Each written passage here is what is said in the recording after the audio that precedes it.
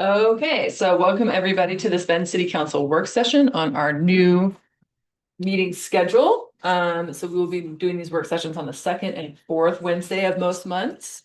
And today we've got a couple of topics. We'll start with roll call to make sure who is here. Councilor Franzola, you want to start us off? Who has their speaker on? Yeah. Oh, and It's someone in the back. Yeah, I go couldn't ahead. see him. Russ was. I know, yeah. Gina Franzosa, she, her. Ariel Mendez, he, him. Melanie Keebler, she, her. Megan Perkins, she, her. Megan Norris, she, her. Steve Platt, he, him. And Councilor Riley is excused today. Okay, so we're going to start with conversation on transportation funding, and we've got Russ here. Before I turn it over to go Russ, I'm going to kick this off. I mean, I think council will probably appreciate that transportation is probably one of the hardest things that you do, right? It's hard because there's lots of competing interests and values. It's hard because funding challenges, and we're dealing with our own here at the local level, and of course the state is also grappling with this issue, and there's a difference between capital and maintenance and different funding streams, et cetera. So, just kind of setting that stage, we spent quite a bit of time as a community developing a transportation system plan that has a vision up till 2040. Within that transportation system plan, we said we got to fund it. It's not just about a plan. We want to make sure that what our vision actually is baked in reality, and so we can actually fund it. So we created a template, a funding strategy that had a multitude of strategies. We've been implementing that. Russ is going to talk about kind of where we are in that big picture. The state is kind of going through the same process, right? The state has done some things to increase capital projects, but this operations and maintenance problem is definitely staring them in the face. And so we're going to talk about the transportation funding at that state level, kind of starting at that high level, what kind of influence that has and impact that has here at the local level. And then we're going to talk about our own strategy of what we are doing here locally and how that interface between the state and local, what kind of decision points that council wants to have. So I'm going to state right up front, we're going to do a better job, I think, moving forward of just sharing the why with you all. Like, what's the question we're asking? And that question is, does council want to pursue additional funding at the local level? We came up with a phased approach to the transportation fee. So Russ is going to go into a lot more detail about where we are and what's left of that strategy that we came up with a couple of years ago that we're in the middle of implementing. And then if so, do you want to continue with the transportation fee, or are there other funding sources you want to look at the local level? But before we can answer that question at the local level, we want to raise back up and talk about what's happening at the state. So as we all have been following, the 2025 long session concluded disappointingly on the transportation front, where there wasn't a package that was advanced. So the governor kind of stepped in and to work out a proposal that was, maybe kind of meeting people a little bit closer, more of an iterative approach, saying maybe we can't solve this big transportation problem, but we can chunk it out and really start step one. And so what she called a special session that happened at the end of August with the House voting on the package Labor Day weekend, but it's somewhat stalled in the Senate. This vote is scheduled for next week, Wednesday. There was a member that was having some health issues. They wanted to make sure they had a full roster of folks to vote. So we know what that package. It's been published now. We've commented on it. We've participated in the hearings, as she talked about at the last council meeting. So I just wanted to talk about what the impact of that session, if that is approved, what that would mean for Bend. So because we are a couple of months into the fiscal year, so this was like a $700 million package. What that means based on the highway trust fund split, which is not being proposed to change. It's a 50% of that gas tax, title and registration fees, all those fees that pay for operations and maintenance statewide. 50% of that revenue goes to ODOT to maintain the state system. 30% is shared with counties, 20% cities. So our portion, if the package continues to hold, which it's passed the House, it's just that last step with the Senate. What that would mean for Bend would be an additional 1.5 million of new revenue this fiscal year, and then a full fiscal year of implementation would be 2.7 million. That's indexed to, future years, it's a little hard to predict because we get projections from ODOT. There's a lot that goes into those projections. So I'm just kind of telling you what is in store for the next, for this biennium that we're under. So it is additional revenue. I think the question is, we're programming an additional 5 million in that phase 3. It's not quite that 5 million. Earlier transportation packages from the state were actually exceeded that. So it's a little bit short of that. So I'm going to have Russ kind of walk through the transportation fee and kind of where we are there. And then I'm going to come back and then talk about that direction, that question that I asked from council. Do you want to fill it? We've got some of that hole filled in if the state, if that package is approved, not quite there. Do you want to mitigate for that? Do you want to continue to look at the local level? Would you like to just pause and see how that takes shape and all that? So I'll come back here in a bit, but I'm going to have Russ give you some context on the transportation fee. Thank you, Eric. Yeah, man, that 2.7 million, just keep that as a placeholder as we go forward in future conversations. So just to go back in time a little bit, and I'm sure everybody remembers our infamous funding puzzle that we've had for a long time. This came out of the 2020 Transportation System Plan. There is a funding group that got together as part of that process. There's actually a funding chapter in that 2020 Transportation System Plan that showed these different funding strategies. What the different colors here represent is the top row of the puzzle, the blue pieces. Those are tools that have been implemented. So the GeoBond is in full swing right now. We updated the Transportation System Development Charge last year. 2 years ago, transportation fee. Eric just talked. We've implemented the first 2 phases on that. I'll talk about that. And then we also have urban renewal funding that is also one of our current funding strategies. And then that group did come up with other potential funding sources, either through LID, local improvement districts, increasing vehicle registration fees, a local fuel tax at a seasonal level was what was recommended, and or a targeted sales tax for food and beverage. So this is kind of the tools available in the transportation funding universe right now. I pause. I just always want to make sure when we say vehicle registration fees, that's something the county would need to do. Yeah, that also, yeah. And some of these require votes of the public, and some of them don't. So just to, as a reminder on where we are in the transportation fee process. So in July of 24, that's when we implemented phase 1 of the transportation fee that generated $5 million worth of revenue. We just implemented phase 2, which went into effect on July 1st. The first set of bills just went out in August. That I'll talk about a little bit about where we're at in that, but that has a $10 million annual revenue target.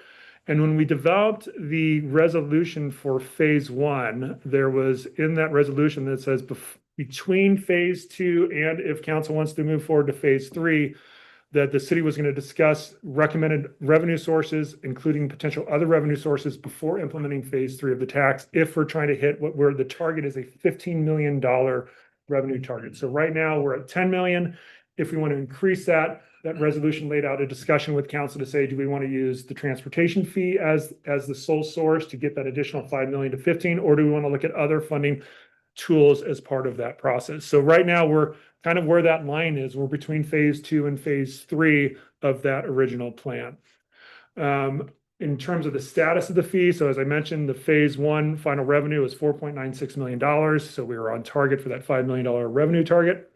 As I mentioned, all the customers have received the first bill. Phase 2, just so council's aware, as part of that process, we've received about 15 contacts from residents, which is relatively low considering the impact of what's going on here.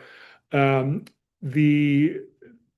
terms of most of them are coming, some of them are just, why is my bill increasing? Some of them around, we also in our winter quarter average rates got reassessed at that point. Also, just the normal utility rate increases were also all incorporated into that bill. So there was a jump of that bills that people saw in the bills, plus that phase 2 of the transportation fee.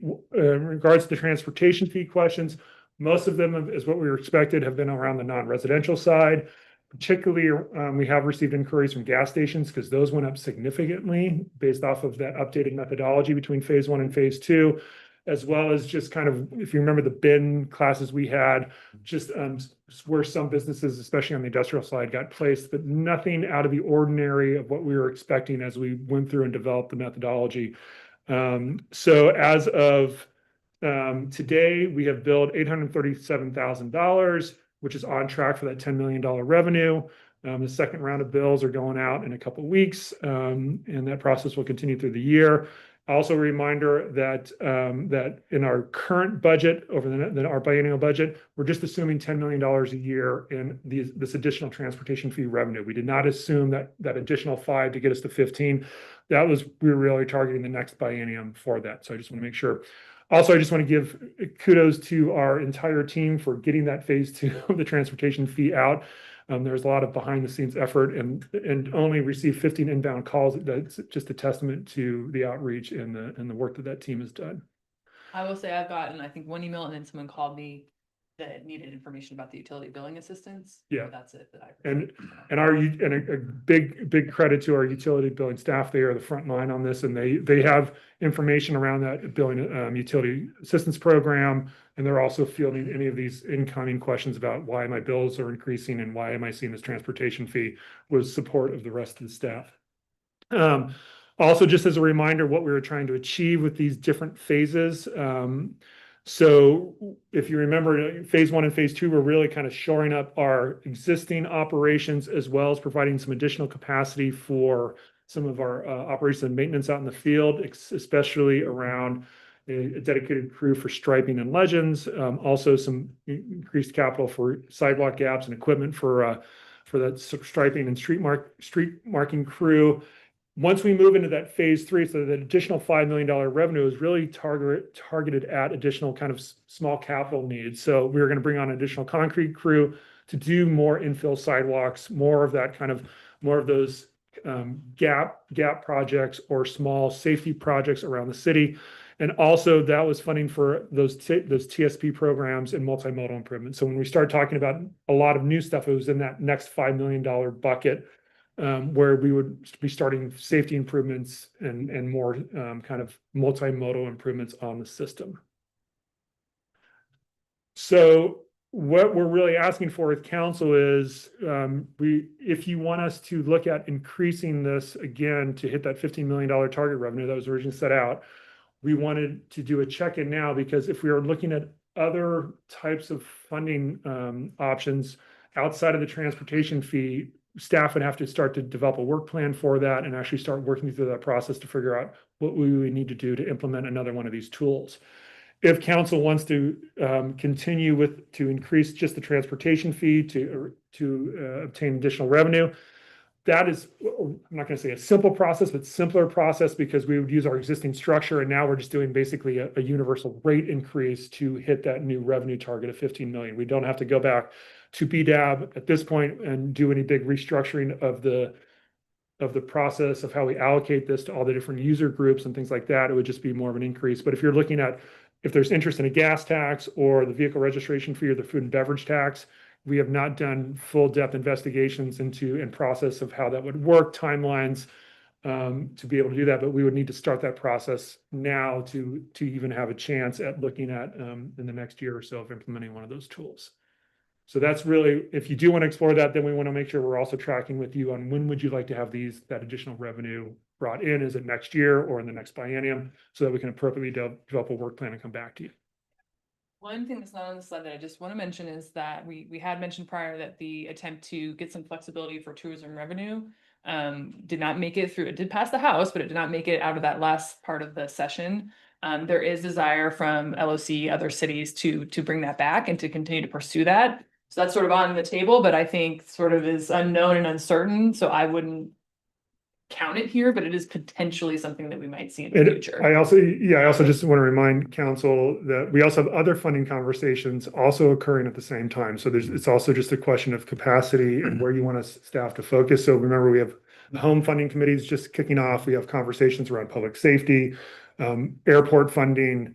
We're always looking at permit fees on that. So there's several other funding discussions that are also going to be occurring over the next year that we just want to make sure is put into the right context. Yeah, and just going back to that 2.7 million. So just to be clear with council, so that's the highway trust fund. We get 5-6-ish million now from that fund. So that would just be increased. That the way that state law works is that can be used in the right of way. So it can be used for operations, maintenance, and capital. It's not super restrictive. It just needs to be used in the right of way. We can't use it to pay for police officers or things like that. The other thing too, to build off of what Russ is saying, the conversations that we're going to be having this fall around the GO bond. So and a reprioritization effort of both the GO bond. I think also the Transportation Construction Fund, we've done some building blocks to that. We've had the Reed bond conversation. We're gonna have the Midtown conversation in a few weeks. We're gonna talk about some other capital needs for employment needs and housing needs, et cetera. There's an opportunity to prioritize. And I think some, potential shifting of dollars towards more of those quick build, safety related projects on the capital side. So I think there's some options for council to consider to say, yes, if this passes, we have the 2.7, not quite the 5, but going back to the intention of that phase 3 for those small capital projects, we potentially have some other strategies to fill in those capital needs over the next couple of months as well. Can I ask a question about the 2.7 from the Highway Trust Fund? Would that be able to fund TSP programs? I think the programmatic needs, like, be easier to put that more towards maintenance or capital projects kind of thing. That last dot had some programs in it. I think we can move some things around. reallocate the We can- transportation Okay. fee. But funding. that itself probably is not intended for programs. It's more for things. Yeah, Things in the right of way, but I think to the extent that we have that new revenue coming in, that we can take some of our more flexible revenue to accomplish that. Alternatively, would it fund the concrete crew and the other one? Yeah, I think Yeah. if we get that additional revenue from the state, because we are generating a lot of money from the transportation fee, which has more, I would say, more flexibility to it. We can just reallocate within the budget how those funds are used Right. to achieve the same goals as laid out in that original plan. Because it's about halfway through that extra. Right. A little over that's half, what we're yeah. looking at. Yeah. Okay, so council, I think, let's start the discussion. I think the big question is tough phase 3. What do we want to do?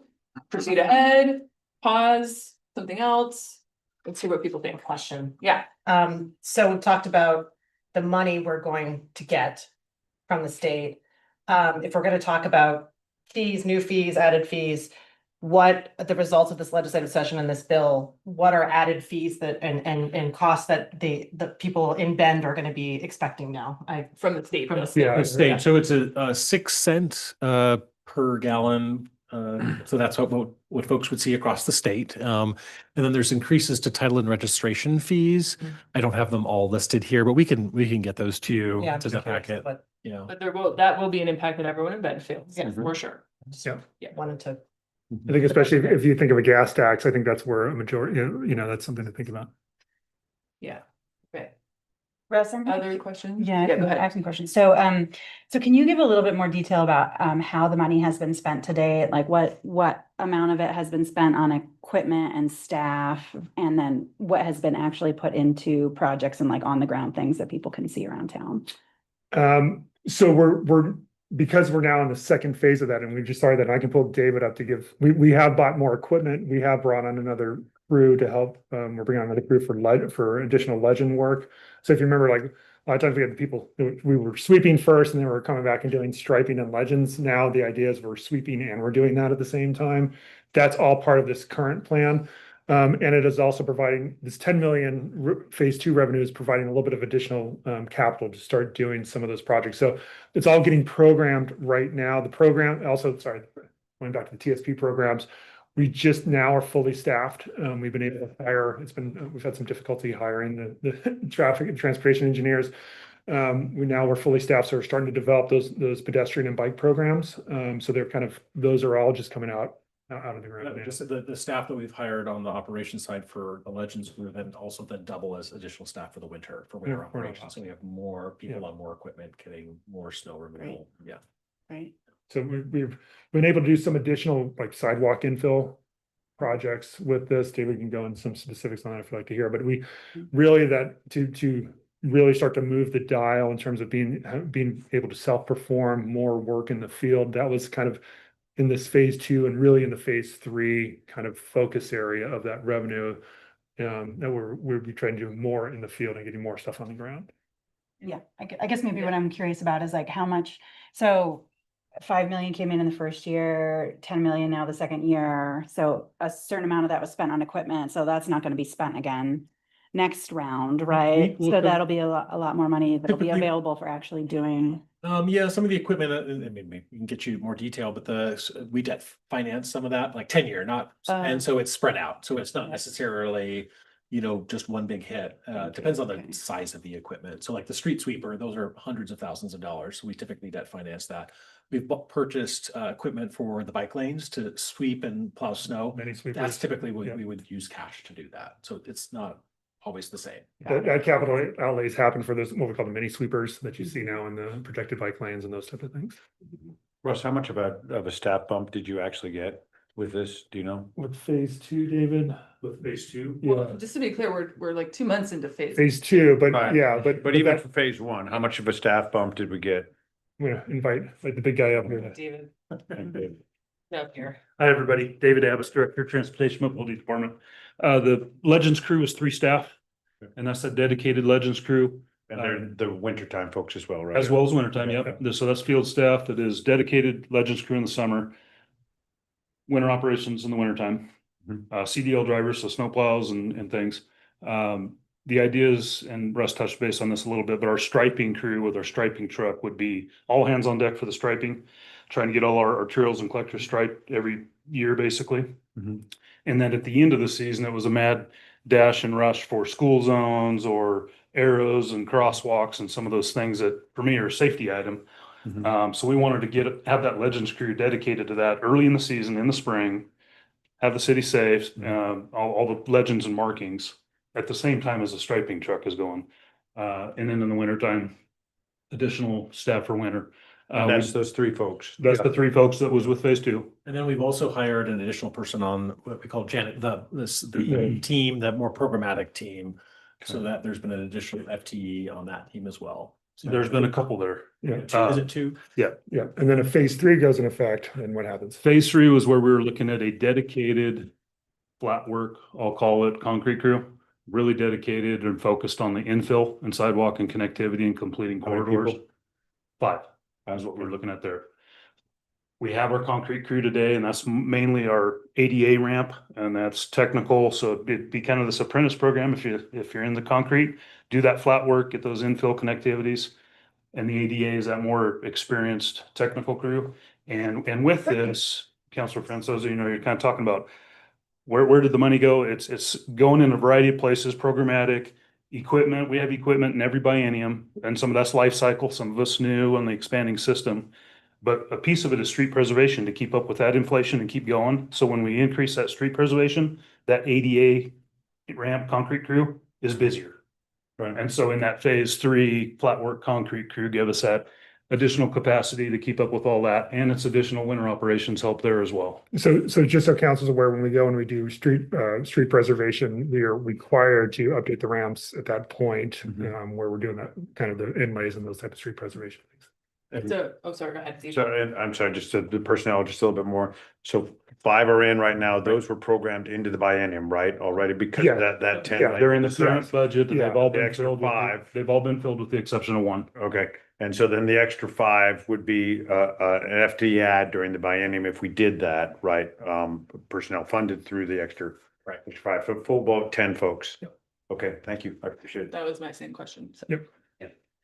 Okay, So, go ahead. so I think, just also, this is, one of the reasons to keep talking about this is, we've never had a pavement condition index this high. We're doing a good job on that front. Safety, I think, is top of mind for everybody all the time. We've had a high of 7 in 2023, 7 fatalities. And this year it's been 0 so far on our public roadways, which is amazing. And if we can make it to December, that will be 12 months with 0 fatal crashes on the public roadways in Bend, which is outstanding. In 2018, we had a funding working group that looked at 17 potential funding sources. That was part of the citywide Transportation Advisory Committee effort. I went and I looked at that memo to get a better sense of what's the whole world look like for funding, and turns out the world hasn't changed that much. It has since not, 2018. yeah. And we don't see it changing going forward very much either, just so council's aware. Yeah, so I think, in terms of phase 3, I'm willing to support a pause on phase 3. Or at least look at some alternatives. And some of the alternatives I think that might be the most palatable would be looking at things like, so there's 3 that stand out to me anyway. One is increase the general fund allocation to transportation. And we probably would need to talk about ways to make up for that, whether that's in the form of a public safety utility fee or funding from external sources, but that's one that's on there. It's easier to explain to the public what a, public safety utility fee is. We don't have to worry about administering the complicated methodology that we have for transportation, et cetera. I do think that it's worth looking at parking fees as a source of revenue, not registration fees, but for people who drive, whether you drive an electric car or a gas car. I support the idea of giving residents a discount. Visitors ought to be paying their fair share. And I do think that there's a way to provide a framework for that to demonstrate that people who are paying taxes already are paying something, and visitors have the ability to pay some nominal rate. High schools are doing it for things like football games. Football game, you get front row parking. Mount Bachelor does it for skiing. And I think the city of Bend ought to think about ways of doing that for the city of Bend as well. And the last one is the idea of a seasonal gas tax.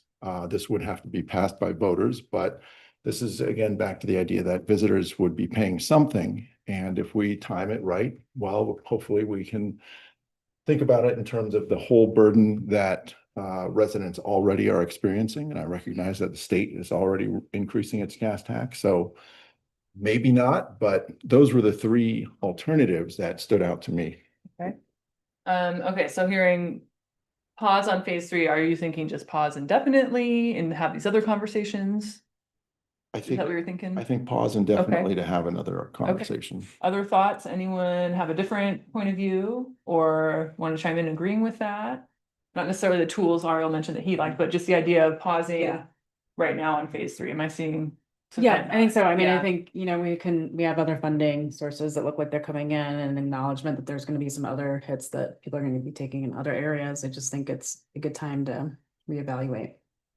Yeah, and phase 2 is speaking as the BDAB liaison, it's a very cumbersome process. I think we really got it to somewhere that the business community felt was, at least they were listened to, and we caused sort of the least impact that we could with the fee. And so I'm fine with staying with phase 2. For now. For Okay. now. Yeah. And I appreciate the deep research in the 2017 memo. Thank you very much, Councilor Mendez, for that. And the only one that I would probably pause on your pause is the seasonal gas tax, but the other ones I would be very interested in further Okay. pursuing. Okay. Yeah, Down here, ditto the okay. appreciation for doing that research and laying that out for us.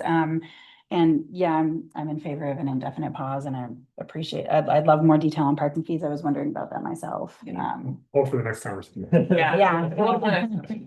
Okay, so I think we have unanimous, because I agree as well, unanimous consensus that we're not going to implement phase 3 the next year.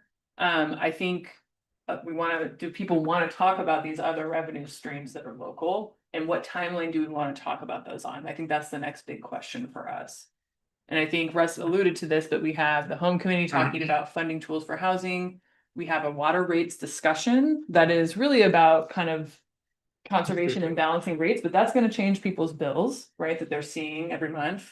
I'm particularly worried about the economy and cuts to healthcare and social services that people are going to be feeling next year. So I support, and I think there's been some good ideas. I actually really like a vehicle registration fee. There were some folks during the tough discussion that brought up, hey, there's people that live just outside of Bend and they're not paying this and they're driving on our roads all day long, or trucks that come in, like heavy trucks. I feel like that is maybe a tool where we can capture a little bit of that. So I'd add that to the list, but I'm not sure this biennium we should be having this conversation given everything else we're doing, but I would love to hear other people. Can I ask just a question Yeah. about my first time going through the budget process, overall city budget Yeah. process, and kind of related to the general fund allocation to transportation idea that our Councilor Mendez mentioned. So what is the process for council and the budget committee to kind of check in on the budget over the biennium?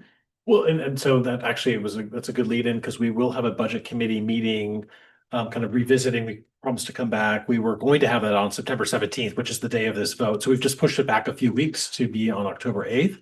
We'll check in on kind of the major revenues, some of the things that we're watching, development related, tourism related revenues. There's always opportunities to rebalance the general fund. Mhm. That can happen in supplemental budgets. Our big look is typically through the biennial budget process that we just went through.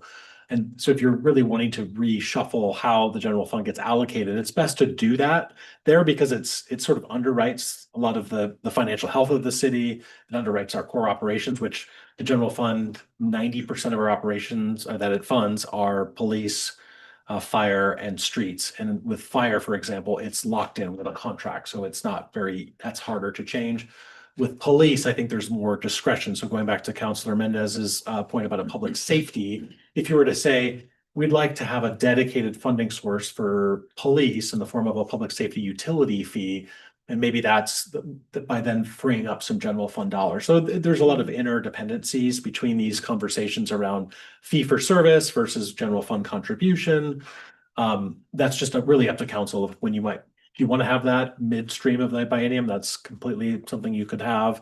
You could do that as a body of deciding where that fits within your work plan. We haven't programmed for something like that, but that's something that you could bring up. And I also want to add, just on in the transportation world, we're gonna have, I would say, multiple conversations around transportation priorities in the transportation fund and the GEO bond fund over the next 12 to 18 months. So we're gonna have one coming up in October. That's pretty significant in terms of kind of laying out some of our key capital projects. But if there's interest in creating some carve outs for smaller safety projects or multimodal projects, we can have the discussion there. And then we'll be having another discussion around transportation funding and priorities just in both of those funds next year as well, kind of looking towards that mid-biennium budget check-in. But we know that there's going to be a lot of conversations around transportation projects and prioritization and funding that's going to be occurring over the next 12 to 18 months too.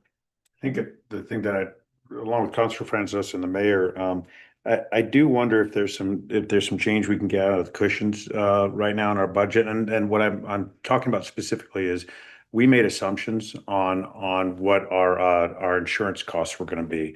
And now those have settled down to real numbers. We made assumptions on what our labor contracts were going to end up at, and now those have settled to real numbers. So I'm wondering if there are any pennies left in the cushions now that we can look at for a sort of a midstream reprogram for some of these ideas that we're talking about. Well, let's talk about that on October 8th. So we'll kind of give you a sense of like the health of the general fund and what things that were assumptions are now reality. And if there is some room, I think what we also want to do is, as Russ was saying earlier, we have the home committee looking at revolving loan funds and looking at. Totally. And it's not just for this conversation. Right. But just broadly speaking. So you can kind of start to see emerge. We're only a couple of months into so it's not a lot of certainty. So I want to just caution everybody but some of those things were bigger assumptions that we have some certainty on, like health insurance and wages. But I want to make sure that when you're prioritizing, you're not just thinking about all the things, So right? all the things, Housing, transportation, all the other goals that you have. So I think it'd be good to discuss that in October. I would lean toward if we're gonna take action, we do it at that mid-biennium budget adjustment. So we're at least halfway through next year. Totally. We see what the economy is doing. Yep. Just really nervous about it, right? And so that might be a good time to come to that and say, okay, yes, we do have this extra cushion of things that we could reallocate. But I think that's worth looking at. And that may be like our short-term thing we could do. Mhm. And then I'm still wanting council to articulate, do you want to have this? Okay, let's look at all these funding tools conversation this biennium. Do you want to push it out? What do people think? And just so council's aware, on the transportation fee, the phase 3, that's really you're amending, if we're not changing the methodology and if just structurally, you're really updating the fee resolution to hit the revenue target. So in theory, it's a simple process, but has bigger implications in terms of impacts to utility bills and outreach and things like Well, I think that. we've said unanimously, we're Yeah. pausing that. But if you ever want to come back to that, I'm just saying Yeah, if that we want to that's, come back to it. that's an it's easier. set thing. up well, but I Yeah. think we're not planning on doing that. Yep. So. And council, just from my perspective and staff, just thank you for the support on phase 1 and 2. Yeah. I mean, the biennial budget that we have adopted now felt good about, right? We're not going backwards. That was my big thing. We've been working really hard for the last 10 years to dig out of a hole, right? And so we're doing that. And so the pause on phase 3, supportive of it. Again, feel good where we're at. The 3 dedicated Legends crew, that is not just legends and arrows on that. That's the green paint you see. That's the delineators. All those things for me are safety related to Councilor Mendez's, and I want to keep that trend going on those numbers. And so pausing and seeing what the state does, if that $2.7 million that was on the screen becomes reality, I think we're in a really good. we're in a good spot for this biennium for sure. Yeah. And we can visit and see what coins are left in the cushion for the next biennium. And I'd say if the state doesn't move forward with 2.7, then we can always come back and say, okay, what are our Yeah, we can do options? that. Yeah. Right. Yeah. And hopefully we'll know that by that October budget meeting, so we'll Yep. be able to get. Were we planning if we did phase 3 for it to cook off next July? That was the plan. It was a 3-year Okay. implementation. That's why we wanted to check in with you just to make sure that. Well, we but- directed. Yeah. We didn't put it in the budget, so we Yeah. were Yeah, concerned. it was Right, in the budget, right, yeah. but that's kind of where it would land if we were. It was because we purposely put in that check-in point, which is where we're at now Right. between phase 2 and phase 3. Yeah. Okay, so I think I've got good direction. We're gonna kind of pause here. We'll have more information on the budget meeting on the 8th about what happens at the state and the implications of that locally. We'll have a continued prioritization of transportation in the context of that revenue, if we have it or not, and then how that plays with health of the general fund, some of these other ideas that we'll continue to explore kind of more into the future. We're not doing anything Yeah. this biennium, but it's more of just keeping that list of ideas. moving I just forward. want to be explicit when we're talking about gas tax, what's on the screen here, public safety fee, vehicle registration fee, that we're agreeing as a group that that's not a discussion we're gonna delve into this biennium. But that we do have some other options with the general fund budget. And also, I think parking revenue discussion, we can do that without, because that's something that's related to the parking improvements we're doing anyway. So I see those two as sort of this biennium, and then maybe those other options are next biennium, a conversation. Okay, Do we feel okay with that? Yeah. Okay. so we're not pausing all of these discussions through the biennium. There are some. There's that- some I think we can continue, Okay. and then I think Okay. some of the Yeah. big lifts, we probably want to look at those holistically in the future, Okay. maybe next biennium. Our whole thing is if you want to do any of those bottom 3, we need to start allocating It's some of our something. staff to figure Right. out how we would do And I that. think we have enough other, We have other priorities, things. Yeah. Mhm. okay.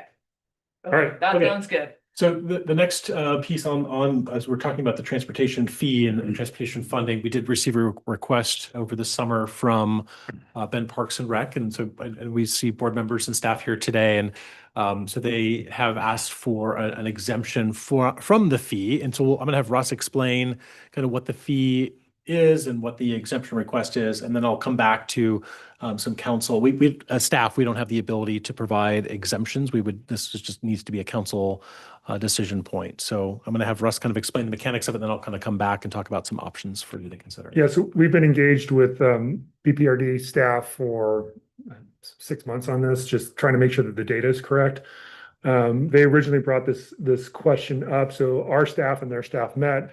And what we were really trying to figure out is, okay, where we're putting some of our key routes and the bin bikeway system, we're using park facilities as part of that transportation network. So the question that came up from the park district is there any relief or assistance in joint maintenance of those facilities, since we are now directing people to those key route systems and the bin bikeways as part of our overall transportation system plan. So with that, we just wanted to make sure that we had the correct data that we could present to council for this decision.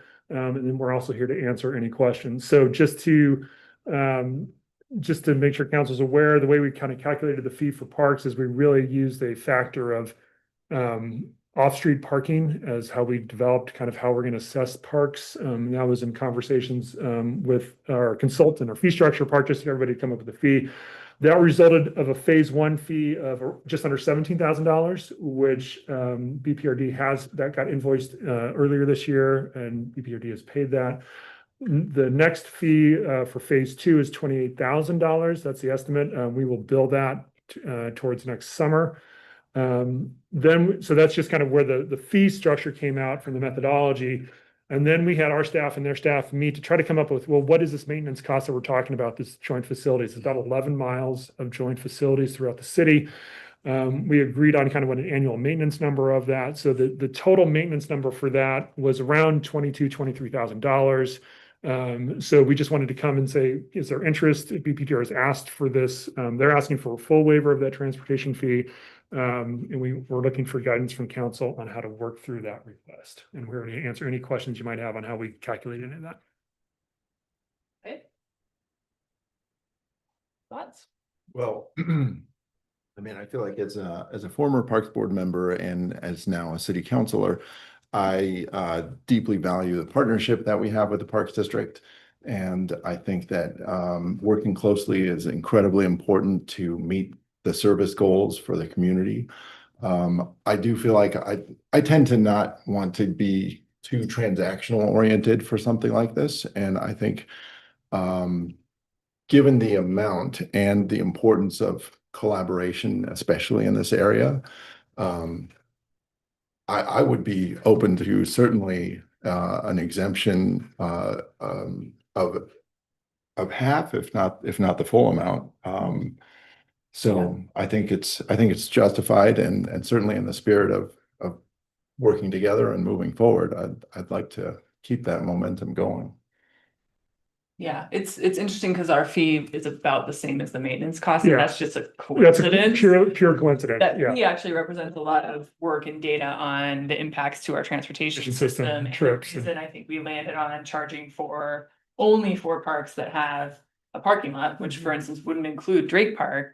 But is that idea that if it has a parking lot, you're inducing driving and people are driving on the roads and there's impact. So I'm a little wary of a full waiver just because I think there is some impact from parks and traffic that goes to them.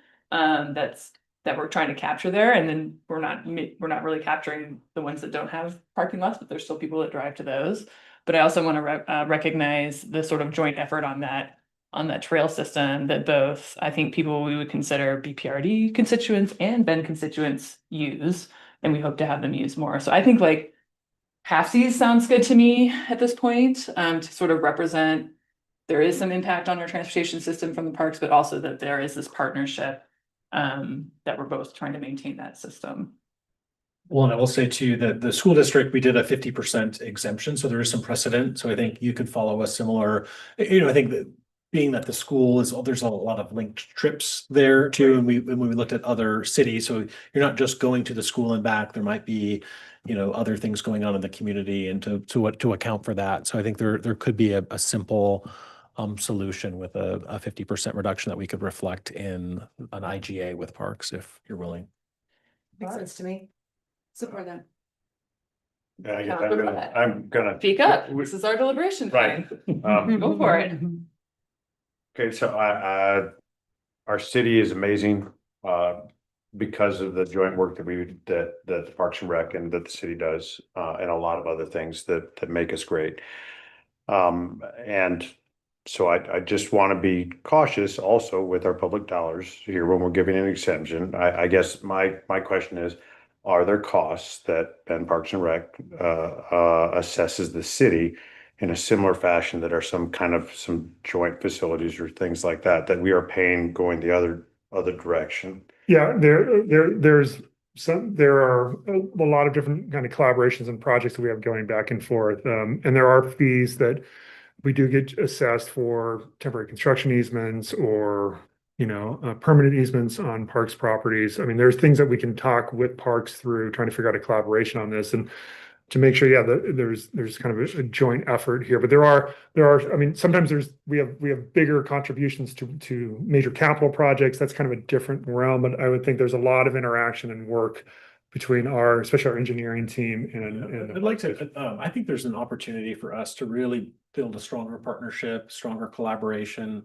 We're planning a joint meeting in February, so maybe we can take some of these ideas and think through kind of more holistically about how maybe getting away from the transactional and getting into more of a partnership model. I think it's just hard to do that right here and now, but maybe for now, we could sort of agree on this.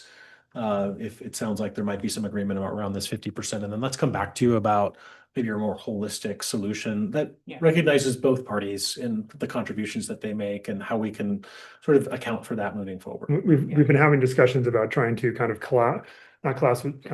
bring a bunch of the different Bend Park and Rec and city IGAs that we have. We have a lot of different agreements with them into one larger master agreement for a lot of these. And that might provide an opportunity to talk about some of these issues as well in a collaborative nature. Mm-hmm. Yeah, I mean, I'd like to see that as part of our discussion to have together as boards in February. And I think we should also acknowledge, all of our taxing districts, we've been doing a lot of work on TIF. We've been doing a lot of work on affordable housing. Right. We've asked for a lot of partnership there, and we do have good partnership with BPRD on those areas. So that's why I'm okay with reducing, even though it's public dollars, I'm okay with reducing it And then continuing that conversation on how we keep being Yeah, collaborative. I'm pretty sure that our staff is in contact with PPRD staff, if not daily, every other day on something going on in the Yeah. city. Yeah, I appreciate the more holistic approach to it going forward. Yeah, and I mean, I think we should take a more holistic approach too, because I think it's very complicated relationship. We have the Parks District as a large organization in town. The voters have agreed to a lot of bonds and funding for the district to allow it to grow and provide these incredible facilities that everyone enjoys, tourists alike. Tourist revenue comes to the city.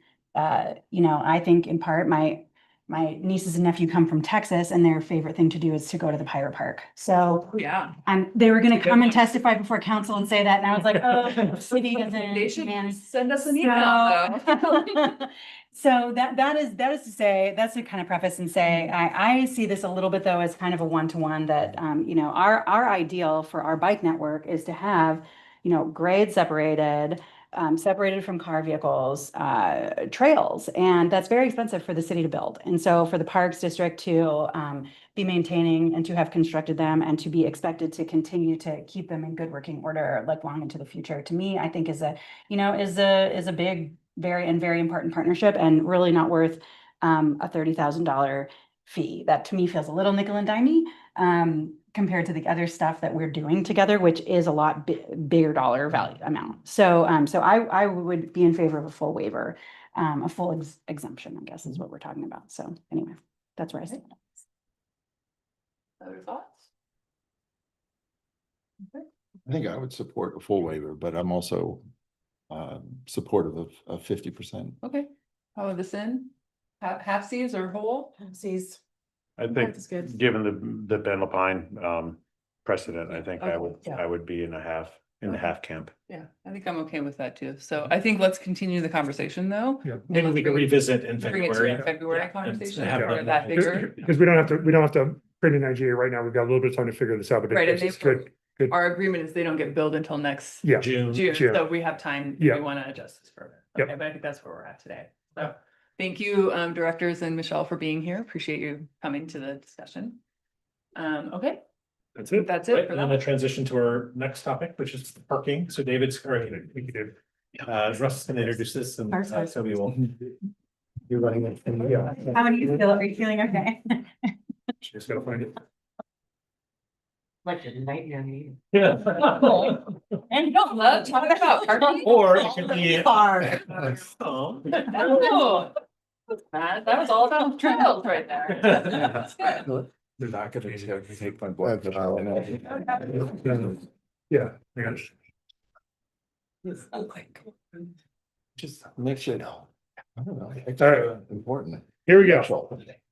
All right, parking. Parking. So I'm here with Toby Marks, who's our parking program manager, who is our expert on all things parking. What I'm going to do is just kind of give you a high level update on where we are with kind of parking concerns in the city. Toby's going to go through with more specificity about, if you remember, we just adopted recently a new parking code that helps us kind of work through the more current and relevant issues that we're seeing as we see more density occurring in the city. Parking management strategies are very important in concert with kind of how the city is growing. And then what we're going to be doing is, as part of that process, I'll go through that. We're seeking council direction to actually begin creating some management plans in a couple areas, and we'll prioritize those as we go through this presentation. So, and I'll have Toby jump in as if I miss anything here, but why is parking management important? It is a resource within town, right? And it has, in different areas, it has different purposes. If you think of downtown, getting parking turnover and getting people in and out so they can get to businesses and patrons to restaurants and things like that. It's really important. It's also important, like where the customer's parking and where the employees parking, where delivery's coming. So as you get in those really big developed urban environments, the curb space becomes highly desired capital for a variety of reasons. We also have a changing transportation system, so these things evolved. If you go to a lot of other cities, you'll see areas where Uber and Lyft have specific drop-off and pick-off points. As these new technologies kind of come through, or autonomous vehicles, it's like, where do I go? Where's a place I'm assigned to go and do that? As we're currently seeing, as you drive around town, and especially areas that are seeing more residential density, you're seeing there's tighter traffic and tighter parking that goes on in that area, and we're going to continue to see that. Especially, council was part of the state very aggressive in removing parking minimums to encourage different types of development, which we are seeing around the city. That's just causing a higher load on that limited parking resource that we have. And then, as we are all aware, that turns into what we call livability issues of just these tensions that occur sometimes between residential and commercial areas, where we're trying to do two things with that same resource. We're trying to provide places for people to park to go to the commercial areas, but also residents want to park there as well. So Toby has a lot of tools in his toolbox to manage these situations, but we need to do that through kind of really developed plans. So what we do when we go through this, and Toby will talk about this in a little bit more specificity with each one of these areas, is we really look at data as we start to develop these plans. What's going on in these areas? Who's using the parking? Why are they using the parking? Where are the conflicts occurring? What are we trying to achieve out of that? And then there's different tools and strategies that we can apply based off of what the data is showing and what we're seeing in those areas. And so what Toby's going to go through is on each one of these areas, he will talk about in this specific area, this is what we're seeing, and kind of here are some of the tools that we're thinking of using. And then we'll start to talk about how we develop those plans. So just real quick to get everyone kind of baselined, here are the areas that we're going to be talking about. So the green dots that you see on the screen, those are the existing parking districts that we have now in town. They're the downtown parking district over by Veteran, everything downtown. Old Bend parking, which is basically from Drake Park to Broadway. And then we also have smaller districts down by the McKay parking area, as well as that Pageant Veterans Park. Then you'll see the different colors for red for phase one. Those are the areas that Toby's going to talk about that we see as the highest priority right now. And then right after that would be phase two. Those would be the dots in the orange. And then phase three is something that we'll be monitoring as we go forward, and Toby will go through each one of those. So with that, I'm going to turn it over to Toby to start talking about what's going on in all the different areas around town. Great. Toby Marks, Parking Services Division Manager. I have the honor to talk about the really fun stuff now, parking. So we're starting, so thanks Russ for leading into this. So starting with downtown. Downtown is an established district. It's working generally fairly well. I think our biggest problem in downtown or challenge is that when we get busy, we get really, really busy. And that then makes parking a very low resource. We did, as a little note, have a very successful trial that we did last weekend for First Friday, because we partnered with the DBBA, and the DBBA actually did a like celebrate local theme. And I think we actually we used our new technology to guide people into the garage. That worked very successful. I think between 3 p.m. and 11 p.m. we had about 600-ish cars that went in the garage. That was in addition to the already 300 that were in there. So it was pretty packed for the first time, which was great. It shows that the technology we have can make that possible. We also didn't charge for the day. I think that probably had a 50% impact from that. But there are some minor changes that we want to do moving forward in downtown, mainly that our permit system has changed. And we want to recognize that. We want to maintain that monthly parking is a valuable resource that should be affordable for our workforce in downtown. We also want to recognize that other areas that might be a little bit more premium could be aligned more with the market price that's being paid outside downtown in private developments. We are doing the Troy Field Mobility Hub pilot, which will hopefully get going very soon. So that will change some dynamics. Also gives more opportunity for access by partnering with CET and our new bike share program, which has been very great. And then there's an ongoing discussion with the DBBA about the future of parking, what that means. We have received an email just a few last days where the DBBA is actually partnering with DPAC, the Downtown Parking Advisory Committee, to consider what could changes to parking, like what could progressive parking, paid parking look like in downtown. That's the moment to actually celebrate for me. I got goosebumps. Just not about the paid parking. I think that's a different story, but that the business community is actually asking for that is kind of like a testament to the good work we all have done to like loop them back in and build a great relationship. So I think that's something that we will probably bring back to you soon. But I think with downtown right now, there's some minor changes that Toby will be doing just within kind of the parking areas and things like that.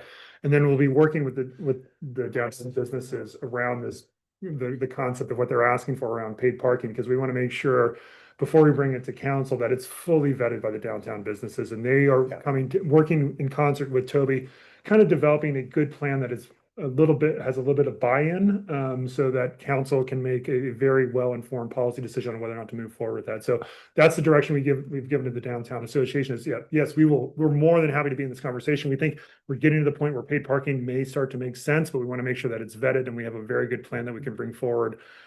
Because we know it'll be controversial when it comes in, and there'll be people for and people against it. So we want to make sure we have Can you buy-in. help me visualize where the parking will be for Troy Field Mobility? Is it in the parking lot on the far side of the field? Is that where? It's on the north side. On the north? It's the north half of the Troy Field parking lot. Okay. All right. Okay. Yep. All right. Thank And you. that's actually in kind of development right now. We're getting the land use approval on that. We just, David's team went through when we did the chip seal, they chip sealed that. We haven't restriped it because we're waiting for that land use to come out so we can actually stripe it to the mobility hub. Closest to Louisiana? Closest to Louisiana. And right across from McMiniman's? Yeah. Okay, thank you. Yeah, and have elements for buses, bikes, those type of things. Okay. Yep. Great, thank you. So this was on the map, Pageant Park. We just wanted to mention that real quick. So we had years ago done some adjustments along Veterans Park for river parking because there was a lot of challenges for the neighbors there. Mhm. We had a similar situation happening on the opposite side at Pageant Park. This is a good example for how we want to work with the new parking code, where we can just implement parking strategies on a block face or 1 or 2 block faces when we feel we need to do that without necessarily having an entire parking district. So we did this with a memo from the city manager's office and were able to implement that really quick. And we already see a difference from that.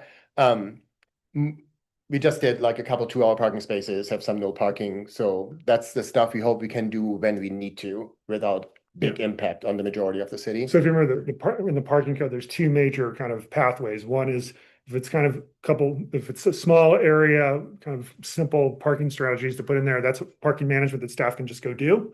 And then once we get into more of a neighborhood or multiple blocks, now we're talking district.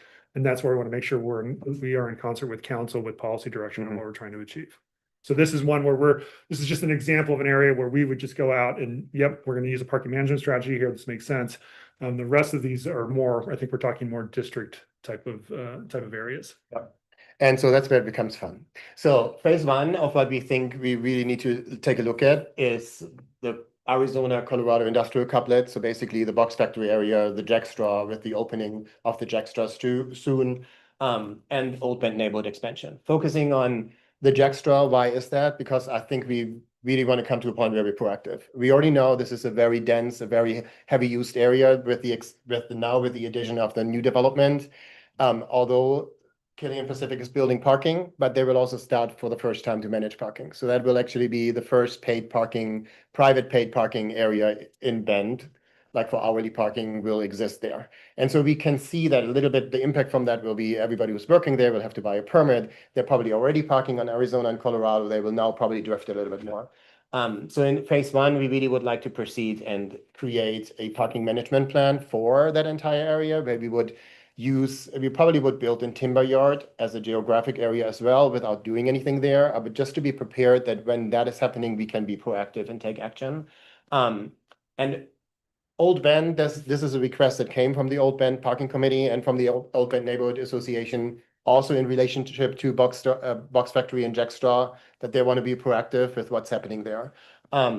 Basically, the strategies we're looking to analyze and implement there are very, very similar to what we all know. Time limited parking, 2 to 4 hours. We would probably involve the community really to figure out what would be best. Do some short-term parking, especially around the Box Factory loading zones. We actually implemented some around the Box Factory a while ago that have worked really, really well in the morning. And then we need to see how we actually can manage employee parking for the workforce that works there in an affordable way, so that they have a dedicated area where they can park. We did this, if you recall, in Old Bend, where we did like an in-district parking permit, which was very affordable, and that has worked great. So I think there's a lot we can learn from that. And it might be something, especially in Old Bend, where we look at residential parking to expand that. And so that's phase 1. Phase 2 then would be, and for us, I think one thing is important to say, all these areas are kind of like really important right now. They're like building up. There's a lot of tension. just from a staff level, how we can implement that, we feel we needed to structure this a little bit. I don't think it's necessarily that we think one is more important than the other. It's really that this is where we have a lot geography, so we want to start with that. So Galveston is something that we hear more and more about. We have an active request from the neighborhood association as well to look into that. I personally think that's going to be a little bit more involved, and I think we need a good runway to really have good community engagement with everybody who lives in the area to figure out how we do this best. Because it's easy, it looks looking along Galveston, it doesn't look as easy anymore once you go down Either way. either direction. There's a lot of driveways and mailboxes and all other kinds of things. But I think there's a way to do this, and I think the great opportunity for us is to engage in the neighborhood soon, and then align that with the improvements that will be done to Galveston, to actually align a kickoff of a district potentially with that. And we know there's some other new developments happening too, that probably they have already reached out to the city too, to wanting to participate and do the right thing, which is great. And then Wood River Village, I think you all are aware, has been a lot of shifting. Wood River Village is, if you are not familiar, is off Reed Market. It's kind of like the cut through between a Reed Market roundabout and Brookswood for everybody who lives southwest, especially when they're coming home from Summit High School. So no pun intended, that's just like my daughters did all the time. So that is, I think what we always had some issue there, but mainly around the First Rapids or the kayak park there. This year, this has gotten more extreme. And why we don't have the data to 100% say what I'm saying is now accurate, just take it with a grain of salt. What we have observed is that since the parking lot on Columbia next to Hayden Homes for the new development was taken out of the mix, we have seen an increase over there. And even that might be only anecdotal and felt, it is quite obvious. And so knowing that there's more than that will happen in the next few years, there will be more lots that are currently used for parking taking out of the mix. So that will shift more. We see this more as probably a combination of that. So a lot of more recreational parking moving into the area than their substandard streets, meaning they're very narrow. And there's cut through traffic. So that's probably more a seasonal thing with like no parking on the side roadways that we can do, but we want to put this on your mind so that that's something we are entertaining. That was gonna be my question, Toby. Can we do something that's like from May to September, Yeah. right? 100%. Right, because this is the heavy time Yeah. that people Yeah. are there. And Yeah. just, and on the right are all the kind of different strategies that Toby were looking, doesn't mean we're gonna implement all these in all these different areas. It's just like, these could be tools in the toolbox that may work here. Yeah. And then parking areas to evaluate, this is really more like, hey, we want you to know, plant the seed in your mind because it's something that we're paying attention to. It's definitely OSU Cascades with the growth of the campus, with more residential development around that. That's something that we had always have an eye on. I think this is something to consider and to observe. Columbia Park area, just what I mentioned right now. So that is something that's growing.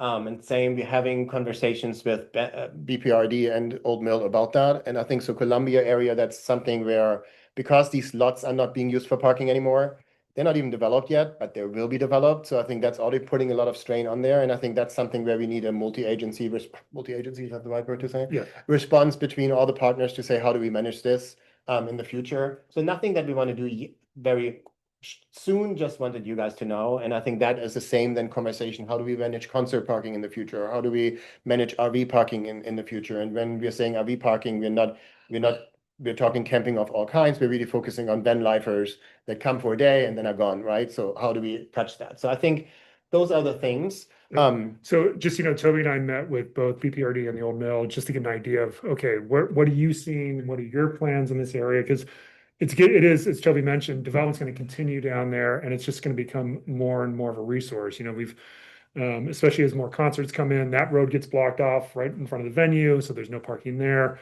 And that's what I call it the squeeze the balloon, where you start seeing them going to Wood River Village and other areas. But I know this has been Councilor Mendez has brought this up. Toby brings this up all the time in our conversations of, we're probably going to start to engage with businesses and the Old Mills, like, well, what other opportunities do we have out there for shared parking? Because there's there's revenue opportunities out there for private businesses to open their parking lots on weekends and other times.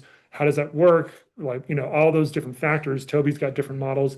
I think that's another tool in the toolbox to try to address I don't think it's gonna increase year on year, all the activity that's going on down there. Yeah, So, and one more thing on that, there's also an opportunity where this can move from parking to also mobility, now that we have a couple new services in town, to partner with the Old Mill, the DBBA, to like see what can we do, especially for events, to park people more in different areas and then to shuttle them, right? So, but that takes some Right. time and planning, but I think there's some willingness to explore Yeah, that. we had conversations, they have that gravel parking lot right by the venue. It's like, well, we're having a concert, why don't you open that up? Because people drive around, they park, they try to float, they park, if, you know, they can't find a place to park, they probably take advantage of it, so.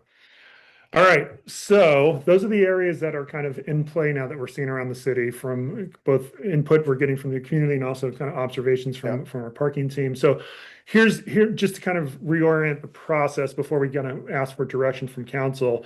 This is a map, a kind of a flow map that we did when we did the new parking code. There's two entry points. One is staff proposes the district or council can propose a district to us. That's coming from input from the community. So basically, we're kind of at that point where, yep, we have different inputs coming in from the community and what we're seeing around town. Toby and his team, they looked at these different areas. So now we're at the point where we're having that first work session, asking council, do you want us to start to move forward with these areas and actually developing a parking plan that Toby and his team would develop in the code where that's supposed to take 60 days. Then we put that out for public comment for another 60 days. And then that comes back to council for approval. So we're at that point where, do you want us, because it's a lot of work to develop these things. We want to make sure council's on board with moving forward. And once you say yes, then what Toby will do with his team is they'll develop a map, what parkings and tools and strategies will be used, where they'll be used, all kind of the specifics around all the rules and regulations of the district. He will also do outreach to the community, as he talked about, try to get the different voices in and try to figure out how to manage all these different competing needs. And then we will put that out for comment and then come back. So for phase one, what that looks like is if we get direction now, kind of now through October, Toby and his team would start developing. What we're asking for is let's do phase one first, which is that area, the Arizona couplet and the east area of the Old Good neighborhood. Develop that in October. Probably have to come back and have a touch point with council in November to make sure we're on point with what Toby's discovered before we put that out for public comment in December and January. Come back to council in January for adoption, and then February, March, April timeframe, actually implementing the kind of whatever comes out of that plan. And then on the heels of that, once that phase one area is done, then Toby would start to move the phase two projects through that process with the goal of trying to get those implemented prior to next summer. So we can't do it all at one time. So we just want to kind of phase this in. And then transportation and mobility and Toby's team will oversee the implementation of all these different plans. So what we're asking for from council at the high level, first of all, is do you want us to start to move forward with developing parking plans in districts? Are you on board with staff's recommendation of we're going to focus on phase one and phase two between now and the summer? We'll continue to track phase three, and we'll probably have another check-in point with you at some time in the future if we want to move forward with any additional phase three areas. If you do want us to move forward, is there any specific direction you want to give myself and Toby around stakeholder and community engagement in these different areas? And then just, we will continue to be doing parking management strategies around town. So you may be seeing changing in signage in certain areas, like 2-hour parking showing up in some commercial areas and things like that on a smaller scale around town. And I think that we'd probably keep you advised of those things, maybe through Eric's weekly memo that you get just so you're aware if you'd like to hear about those things. Okay, anyone want to start with thoughts on moving forward with these? Yes to the first question. Yes to the first question. Councilor Platt? Toby's look great. I'm excited about moving forward with these. I'm interested in enforcement once they're in place. Capacity for that. I mean, this is a lot more. How does that happen with the city manpower? Yeah, so the timing for that, for phase one is really good because our current parking management enforcement contract that we have had with our contractors tend to expire at the end of the year. So sometime in October, we're going out for a new RFP to secure a new one, and we could actually build this future areas into that. And so that we can actually build the resources to be able to enforce sufficiently. We contract off. That's We correct. contract. Right, but do we Yeah. have the budget for that Well, program? the yet? the revenue that we get Oh, pays for that. okay. I just wanted to be clear about. Yeah, Okay, and Yeah. Toby will look at that through the plan, if, like, is it going to be cost neutral? Is it actually gonna actually create revenue, or does it need to be subsidized? Because if we don't have permits or other types of things, then, you know, or are we gonna get enough enforcement to actually pay? Just for to that be clear, effort. parking is enterprise fund, so there's no general fund contribution to Okay. parking or anything like All right. that. It is completely, that service is paid for by the fees, and not just the citations, but also permit fees that we get for folks using our longer term lots as well. And so the fees would just go directly, to, like you're saying, to maintain the Yeah. program, not to bring any sort of excess money to the city. It's just to simply.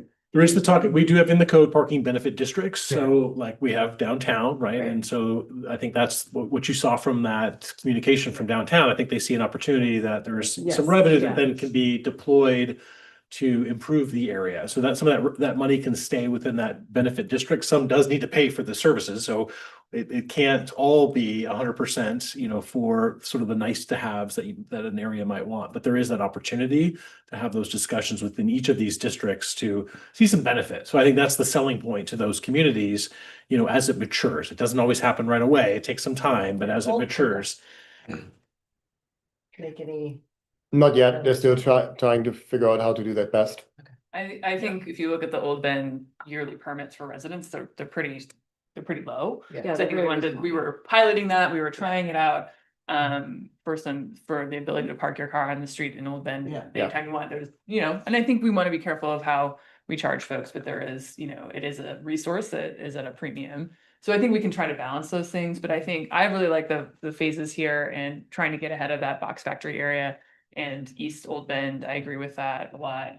I'm wondering, like, what's the capacity for Galveston to like have engagement happening sooner? Like, are there conversations that are going that can be around our Galveston project that also incorporates I think- thinking about this? So we have I that think we're trying to loop we're trying to connect those two conversations, the project conversation as well as the parking conversation to the extent that we can. Yeah, I think if we get direction from council, you know, that's why we developed the kind of work plan, is it allows us, I think there's some flexibility to say, yeah, we can have we'll kick off phase one, but phase two is going to be running in parallel, just a little bit behind it. And as And soon as you put phase one out for public comment, maybe then you. Yes, turn to exactly. Stakeholders. Exactly. Okay. Yeah, and I think That makes sense. for phase two, especially for Galveston, I really see that. So I think the Jack's drop phase one, that's not a slam dunk, but it's a fairly easy to do project. I think Galveston, there's so many different nuances to it that we have to be very aware that we're doing a solid community engagement. And I think maybe the earlier we engage the neighborhood, the better, right? Yeah, So. I agree with that. especially if we're trying to get something implemented by next summer, right? That we will start develop. Maybe, how- I feel yeah. like that's very optimistic, but I like We, it. we will see. Well, it depends what we're gonna do. too, Right. Right. How complicated it's Yeah, and gonna what be. strategies we're gonna do. Yeah. Russ, Toby, just to jump in, council, Oh. I think the phase one. Well, Sorry. Come on up. Clarify, Yeah, go ahead. the phase one, phase two, there's the 60-day window in the code. Right. And that's where I think as staff, we're trying to be careful not to take on too much, and then the 60-day clock is going on all For all those. of them. Yeah, Like like, phase one, the 60-day clock, if that's the desire of council, great. As Toby said, these are all areas staff is hearing about, yeah, and so the conversations with Galveston can start yeah, great. I would say. Sooner, I would say they've already anytime. Well, started. they have but started. the 60-day clock of like, oh, we Yeah, that's gotta a be good back point. in front with a parking management strategy. Yeah. Yeah. Yeah, that's a good point. That's Like that's that. kind of that phase two. That's great to see you so active again. I know. And Yeah, we it's great to can see walk- people yeah. shooting. Yeah. Other comments, yeah. This is great because ultimately this is about trying to meet people's needs. There's problems that people are having, whether it's trying to park or businesses concerned about their customers accessing them. And this is a creative way to try to meet those needs. So I do think that it's appropriate, and I'm excited about the direction of it. I also think that a price is appropriate to have on parking when there's a lot of demand for it, but it should be easy. And so I just wanted to ask whether there are opportunities for, especially when we see some of these private businesses that maybe are willing to put a resource like a parking lot up and open it up to the public, that we don't miss an opportunity to try to streamline that so that if someone has the parking app that they're using for the city, can they use the same app Yeah. or something like that? You know, it would be I don't want to have a patchwork quilt of, you know, well, if you're going to park at OSU, you got to use this app. And, you know, I think that's what it is now, but it would be nice. to have So, the same. so OSU is using the same apps that the city of Bend is using. So they use Passport and Honk. The Jackstraw and the Box Factory will use the same apps that the city is using. They use. So we have done a lot of advocacy to make sure that when we are aware of a project, that we have a conversation. The Jackstraw also for their gated environments is looking at the same systems that we're using in the garage. So there is a lot of conversation on that level to ensure that we all align, that we're not bringing in another vendor for that. I also want to just appreciation to those private developments and those property owners. They are engaging with Toby. They are coming to us, asking us, saying, "Hey, we have these concerns. We're seeing these Yeah. things in this area," and they're working collaboratively with us to kind of figure out solutions to try to work it out.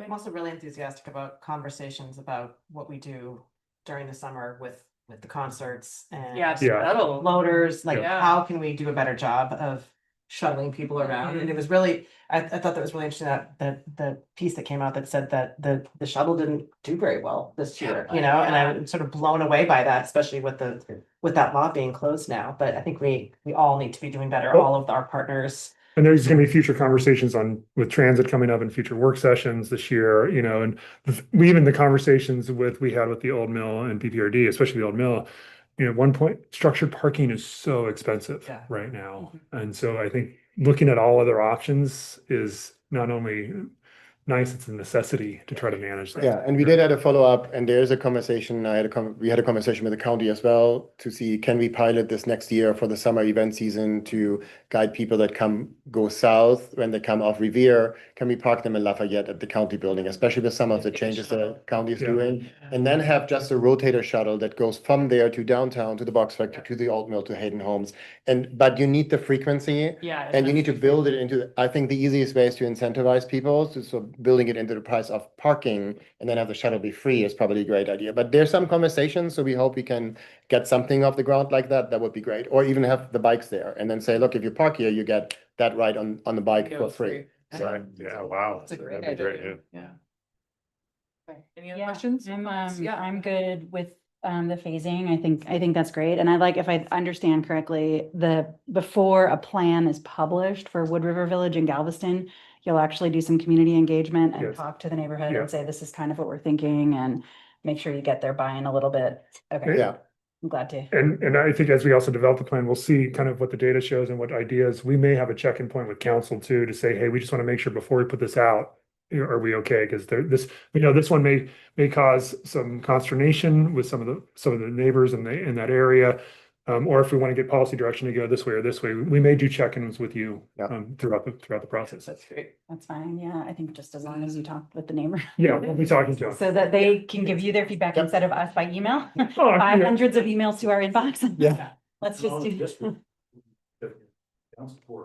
Yeah. Oh, yeah. Yeah. yeah, and I can see it as something where if you should go ahead and engage the neighborhood, we can engage them, we can come at every next touch point, we can give you a check-in, like, this is where we at, this is what we've seen, we need a little bit more time, so that we don't start the clock, and Yeah. so. Yeah, I think that's a good plan. If you're running into a lot of engagement and there's some thorny issues, like come to us before you start that 60 Yeah, days. yeah. So that if there's anything we need to make a decision on or we need to hear, that's great. But I think my look at that timeline is by the time we get to the council decision, there's been a lot of input, right? Right. Yeah.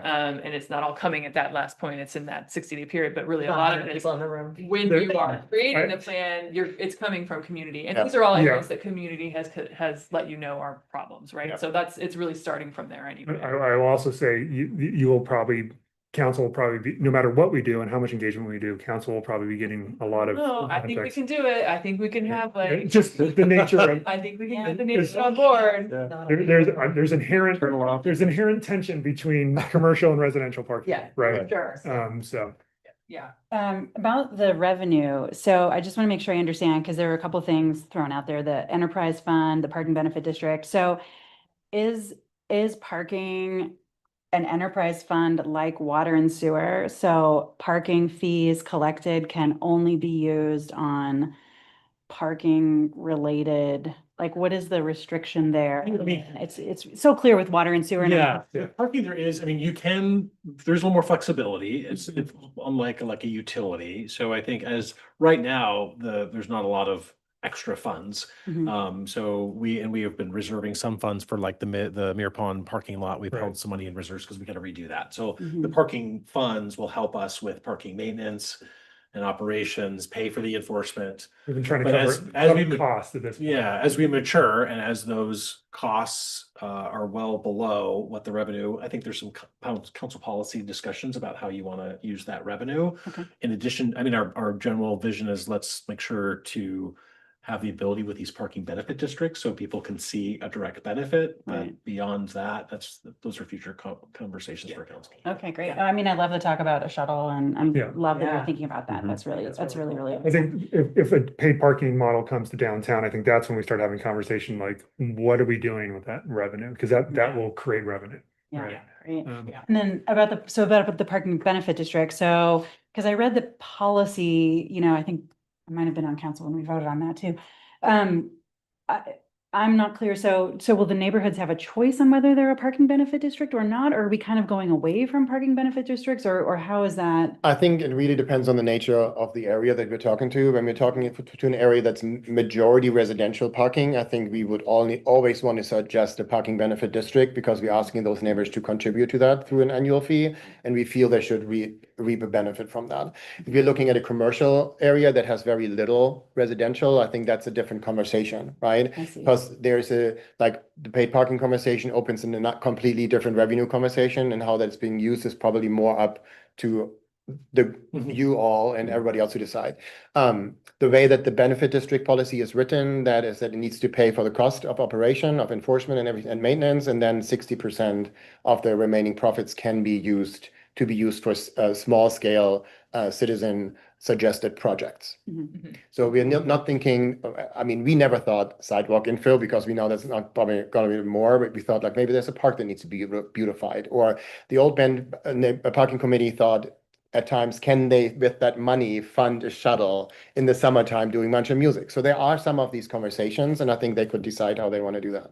And I think like Galveston could be an area, because that's sort of a mix of commercial Okay, and yeah. residential, so. Yeah. But we imagine that Galveston district going a couple Wider. blocks off of Mhm. Galveston. I would too. Right, Yeah. so that's where this kind of mixture comes in, Mhm.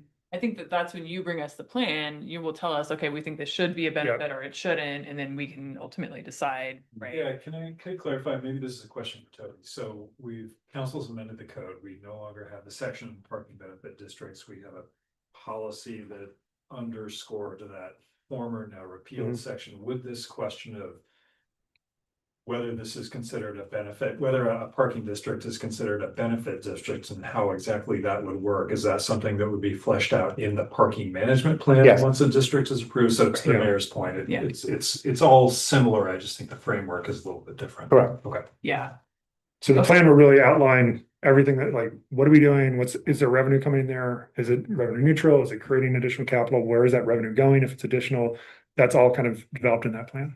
do we want to just be really explicit, council, and just say, when you bring us the parking management plans, please tell us whether you think Yes. it should be a benefit Yeah, district or yeah, not? okay. Yeah, Great. we're Can already I planning make to a do that. suggestion when you're talking with the communities about the parking districts is to talk to them, when you talk to them about the benefit district, get them thinking and brainstorming about, well, like, what would they like to see? Mhm. Like, I mean, personally, I'd like to see more bike racks on Galveston. Mhm, by parking. Yeah. Yeah. If there is revenue, where would you like that to go? Right. Yeah, So that they stop They'll want thinking the same about thing. how hard it's gonna be to park and they start thinking about nice things that they like. Yes. Yeah. And that can be a benefit. Yeah, no, that's good. all right. Okay. We'll have Thank ongoing, you. I can almost guarantee we'll have ongoing conversations. Yes, around we will. parking in the future. We'll extend the parking session. And I will say, like, we get comments and I know there was the development meeting about the Galveston development and we were mandated by the state and we were already moving that way anyway to take away just minimum requirements for Yep. parking. But the commitment that we made was we need to manage the curb. And so that is Yeah. why we changed the code. That is why we're moving towards these districts as there's more pressure on street and right of way parking. We have to do something to manage it. So I'm really excited about moving this forward because that's just the next step in having an overall good parking scheme. Yeah. For the city. Great. Okay, All right, thank you. yeah. Well done. All right, those were our two topics today. So then next we have just an upcoming meetings preview, so we know what's coming up next. Yeah, and so on the 17th will be a regular business meeting. We are though going to have a discussion around the temporary safe stay area and the future of what that looks like in preparation for the joint meeting that we have with the county on September 29th. We also have a few contracts, including the automated traffic enforcement contract that's we've been talking about. And then our consent agenda item is AgriCycle, which is the land application of solids in that meeting. Those are the big items. Okay, And then the 24th will be our work session only, and that will be Midtown Crossing focused. And remember, we are inviting both the Transportation Bond Oversight Committee and the Core Area Advisory Board. We have selected representatives from those committees. They'll be watching to hear council the questions that you have, how you want to engage with them, and then we have a special meeting scheduled for them on October. Maybe the county. September 29th. September 29th, and then we'll come back with their recommendation and more transportation conversations on October 8th. And we'll also give you a quick overview of what's going on with the engineering reviews in the Community Development Department, along with Senate Bill 974 and kind of what those changes mean. Great. All right. Good. Thank you, everybody. Thank you. We are adjourned.